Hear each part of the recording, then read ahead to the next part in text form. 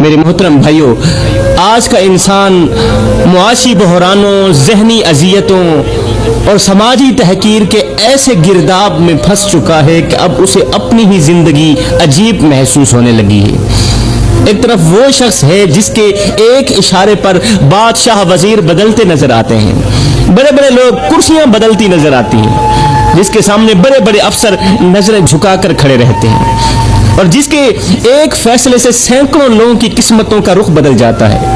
طاقت جب انسان کے قدم چومنے لگے تو پھر دنیا اسے ہی خدا سمجھنے لگتی ہے، کیونکہ یہاں کردار نہیں، یہاں کرنسی بولتی ہے۔ یہاں کردار نہیں بولتا، یہاں پیسہ بولتا ہے۔ اور عجیب المیہ یہ ہے کہ دونوں انسان ہی ہیں، ایک طرف طاقتور ہے، دوسری طرف کمزور ہے، ایک طرف بادشاہ ہے، دوسری طرف گدا ہے، ایک طرف فقیر ہے، دوسری طرف وزیر ہے، ایک طرف امیر ہے، دوسری طرف غریب ہے، دونوں ہی انسان ہی ہیں۔ دونوں کے جسم میں ایک ہی جیسا خون دوڑ رہا ہے، دونوں کو پیدا کرنے والا ایک اللہ ہی ہے، مگر ایک کو عزت کی مسند پر بٹھا دیا گیا اور دوسرے کو ذلت کی دیوار کے ساتھ کھڑا کر دیا گیا۔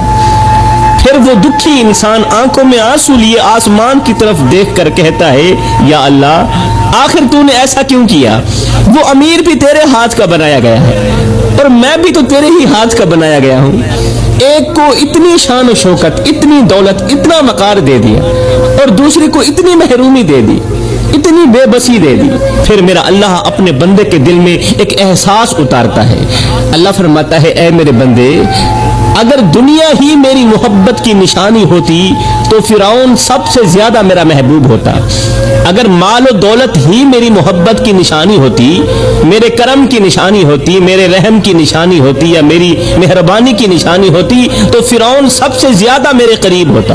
اور اگر غربت ہی میری ناراضگی کی دلیل ہوتی، اگر غربت میری ناراضگی کی دلیل ہوتی تو میرے نبی فاقے نہ کاٹتے، میرے محبوب فاقے نہ کاٹتے۔ میرے بھائیوں، دنیا کا تخت وقتی ہوتا ہے مگر اللہ کی عدالت ہمیشہ قائم رہتی ہے۔ بعض لوگ دنیا میں ہنس رہے ہوتے ہیں مگر آخرت میں روئیں گے، اور بعض لوگ دنیا میں رو رہے ہوتے ہیں مگر آخرت میں ہمیشہ کے لیے مسکرائیں گے۔ اندر کی کہانی صرف میرا اللہ ہی جانتا ہے۔ زندگی میں اگر پریشانیاں اور مصیبتیں تیرے اور میرے اوپر آ گئی ہیں تو کیا ہوا؟ یہ آزمائشیں تو اللہ کے نبیوں پر بھی آئی ہیں۔ ذرا حضرت ابراہیم علیہ السلام کو دیکھو نا، ایک باپ جس نے برسوں دعائیں مانگنے کے بعد اولاد پائی، جس کے بڑھاپے کی لاٹھی اس کا ایک بیٹا اسماعیل تھا۔ وہ باپ جو اپنے بیٹے کو دیکھ کر جیتا تھا، آج وہی باپ اپنے ہاتھوں سے اپنے جگر کے ٹکڑے کی گردن پر چھری رکھنے جا رہا تھا۔ وہ اسماعیل جس کی پیشانی کو چوم کر حضرت ابراہیم علیہ السلام اپنی ساری تھکن بھول جایا کرتے تھے، وہ اسماعیل جس کی ہنسی سے گھر میں بہار آتی تھی، آج وہی بیٹا باپ کے سامنے لیٹا ہوا تھا اور باپ کے ہاتھ میں چھری تھی۔ دنیا میں سب سے بھاری منظر باپ کے کندھے پر بیٹے کی لاش ہوتی ہے، باپ کے کندھے پر بیٹے کی میت ہوتی ہے، بیٹے کا جنازہ ہوتا ہے، مگر یہاں تو ایک باپ اپنے زندہ بیٹے کو اپنے ہاتھوں سے ذبح کرنے جا رہا ہے۔ حضرت ابراہیم علیہ السلام کبھی بیٹے کے چہرے کو دیکھتے ہوں گے، کبھی نظریں جھکا بھی لیتے ہوں گے، کیونکہ باپ کا دل آخر پتھر تو نہیں ہو سکتا نا۔ دل چیخ رہا ہوگا، سانسیں کانپ رہی ہوگی، دل لرز رہے ہوں گے، مگر زبان پر پھر بھی اللہ کا حکم ہی ہوگا، اللہ کی شکر گزاری ہی ہوگی۔ اور ادھر اسماعیل علیہ السلام بھی کیسے صبر والے بیٹے تھے، سبحان اللہ۔ باپ کی آنکھوں میں آنسو دیکھ کر بولے، ابا جان، کہیں میری محبت اللہ کے حکم کے درمیان حائل نہ ہو جائے، لہٰذا اپنی آنکھوں پر پٹی باندھ لیجئے۔ کہیں میری محبت اللہ کے حکم کے درمیان حائل نہ ہو جائے، اس لیے اپنی آنکھوں پر پٹی باندھ لیجئے اور جلدی سے اللہ کا حکم پورا کریں، دیر مت کریں۔ اب ایک طرف حضرت اسماعیل علیہ السلام کی زندگی کو دیکھو، ابراہیم علیہ السلام کی زندگی کو دیکھو، اور دوسری طرف اپنی زندگیوں کو دیکھو۔ اگر ایک دن کام نہ ملے تو ہم مایوس ہو جاتے ہیں۔ ہمارا حال یہ ہے کہ اگر ایک دن مزدوری نہ ملے، کام نہ ملے تو ہم مایوس ہو جاتے ہیں، حالانکہ ہم نے نہ آگ دیکھی، نہ اپنے بیٹے کی قربانی دیکھی، نہ وہ آزمائش دیکھی جو اللہ کے نبیوں نے برداشت کی۔ انسان ذرا سی تکلیف میں اللہ کو بھول جاتا ہے، मगर नबी पूरी जिंदगी तकलीफों में भी अल्लाह का शुक्र अदा करते रहे। जो अल्लाह के रसूल गुजरे हैं सारी जिंदगी इन्होंने तकलीफों में ही गुजारी है, आजमाइशों में ही गुजारी है, फिर भी अल्लाह ताला का शुक्र ही अदा करते रहे। यही फर्क है आम इंसान में और अल्लाह वालों में। मेरे भाइयों, आज हम छोटी छोटी परेशानियों में टूट जाते हैं, मगर जरा सोचो हजरत अय्यूब अलैहिस्सलाम बरसों बीमारी में मुब्तला रहे, जिस्म जख्मों से भर गया, मगर जुबान पर कभी नाशुक्री ना आई। किसी ने हजरत अय्यूब अलैहिस्सलाम से पूछा, अय्यूब बताओ ना, वो बीमारी वाले दिन अच्छे थे या आज के सेहत वाले दिन अच्छे हैं? हजरत अय्यूब अलैहिस्सलाम ने फरमाया, अगर सच पूछते हो तो वो बीमारी वाले दिन आज के दिनों से कहीं ज्यादा अच्छे थे। पूछने वाले ने कहा, वो कैसे? हजरत अय्यूब अलैहिस्सलाम ने फरमाया, मेरा बदन जख्मों से चूर चूर था, पूरे दिन की थकावट, पूरे दिन की तकलीफ, पूरे दिन का दर्द, रात को जब मैं सोता था तो दर्द की वजह से जब अंदर से आह निकलती थी ना, तो उधर से मेरे अंदर से आह निकलती, उधर से मेरा रब कहता, अय्यूब बता तेरा क्या हाल है, अय्यूब सुना तेरा क्या हाल है, तेरी तबीयत कैसी है? मगर जब से मैं सेहत याब हुआ हूँ, आज तक मेरे रब ने मुझसे नहीं पूछा कि अय्यूब तेरा क्या हाल है। जिस्म जख्मों से भर गया, मगर जुबान पर कभी भी नाशुक्री ना आई।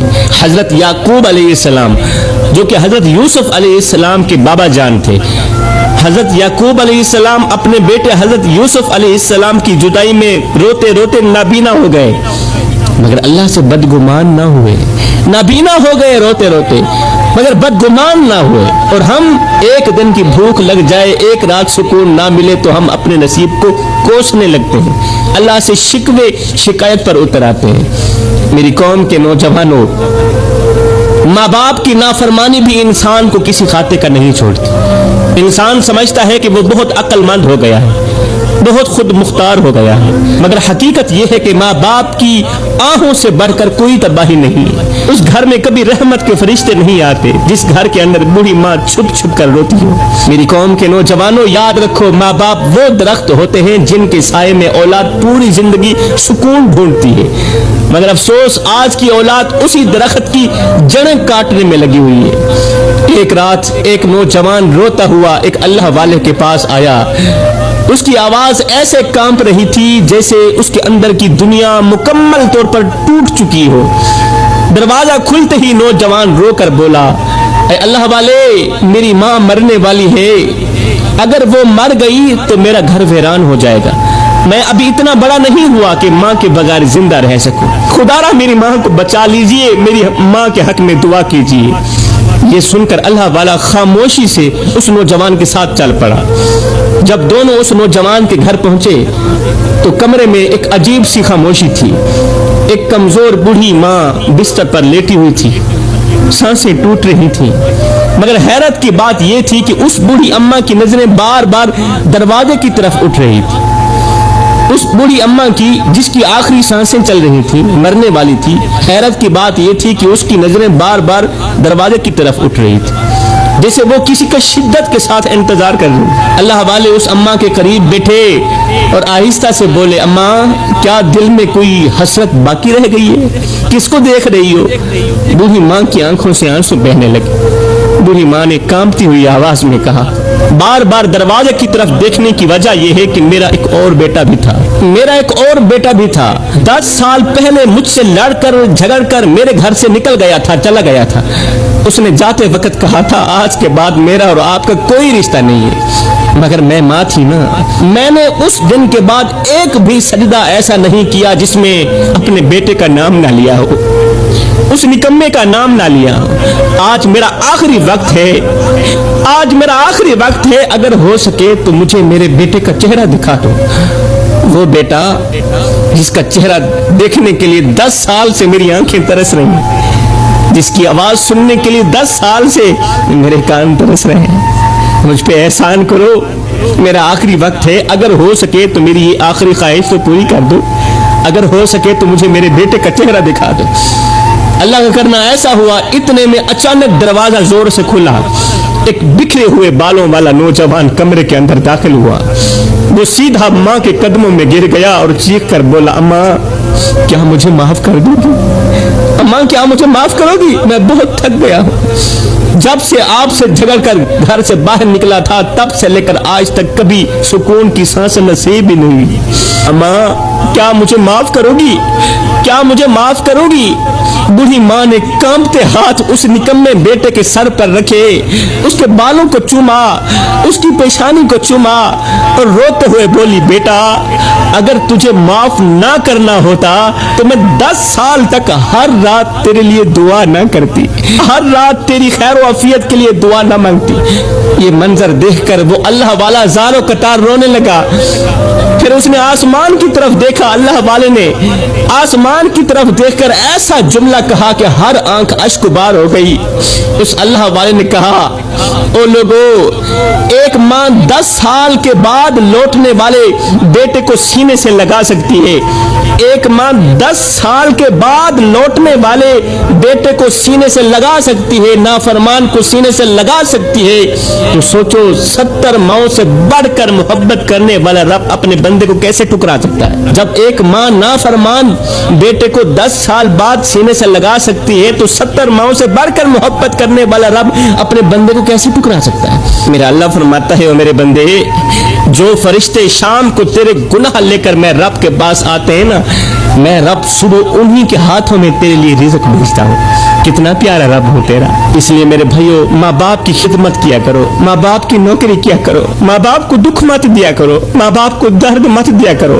حضرت سیدنا علی المرتضی شیر خدا کرم اللہ وجہہ الکریم نے فرمایا کبھی بھی ماں باپ کے آگے اونچی آواز میں بات مت کرنا۔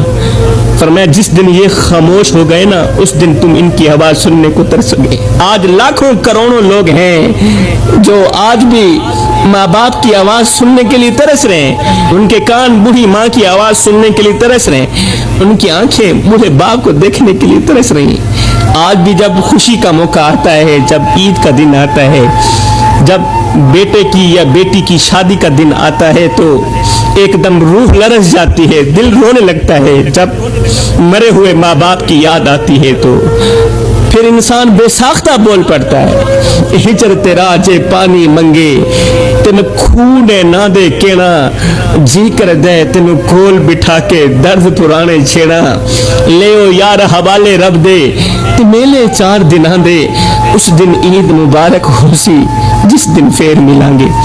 تو میرے بھائیو، دنیا کا سب سے خطرناک انسان وہ نہیں جو خالی جیب رکھتا ہے، دنیا کا سب سے خطرناک انسان وہ ہے جس کے دل سے ماں باپ کا احترام نکل جائے، کیونکہ جس گھر میں ماں کی آنکھ نم ہو جائے اس گھر کے دروازے سے رحمت واپس لوٹ جاتی ہے، اس گھر میں رحمت کے فرشتے نہیں آتے جس گھر میں ماں باپ روتے ہوں۔ زندگی میں جب دکھ آئیں تو صبر کر لینا، پریشانی آئیں تو صبر کر لینا، حالات جب تمہیں چاروں طرف سے توڑنے لگے تو بھی صبر کر لینا، لوگ جب تمہیں چھوڑنے لگے صبر کر لینا، اپنے بھی جب بیگانے محسوس ہونے لگے تو پھر بھی صبر کا دامن مت چھوڑنا، کیونکہ میرے بھائیوں اندھیری رات ہمیشہ نہیں رہتی، ایک نہ ایک دن صبح ضرور ہوتی ہے۔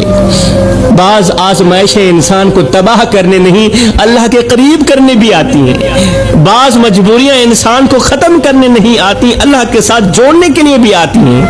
انسان جب دنیا کے سہاروں سے مایوس ہو جاتا ہے تب جا کر اسے اللہ کے سہارے کی حقیقت سمجھ آتی ہے۔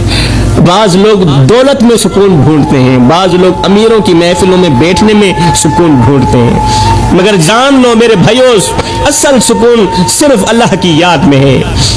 دنیا وقتی سہارا دیتی ہے، اللہ ہمیشہ سہارا دیتا ہے۔ لوگ حالات دیکھ کر ساتھ چھوڑ جاتے ہیں مگر اللہ گناہ دیکھ کر بھی دروازہ بند نہیں کرتا، اللہ گناہ دیکھ کر بھی ساتھ نہیں چھوڑتا۔ اگر زندگی میں کبھی ایسا وقت آ جائے کہ تمہیں لگے کہ اب سب کچھ ختم ہو گیا ہے تو یاد رکھنا اللہ کے نزدیک کچھ بھی ختم نہیں ہوا، اللہ کے نزدیک کچھ بھی ختم نہیں ہوا، وہ مردہ زمین سے بھی بہاریں نکلتا ہے، وہ ٹوٹے ہوئے دلوں کو بھی زندہ کر دیتا ہے۔ بس میرے بھائیوں اپنے رب سے جڑے رہنا، او دکھی بھائیوں اپنے رب سے جڑے رہنا، او پریشان حال دوستوں اپنے رب سے جڑے رہنا، سجدہ مت چھوڑنا۔ نماز مت چھوڑنا، دعا مت چھوڑنا، ناشکری مت کرنا اور امید بھی مت چھوڑنا، کیونکہ اللہ کی رحمت جب آتی ہے تو ٹوٹے ہوئے نصیب بھی بدل جایا کرتے ہیں۔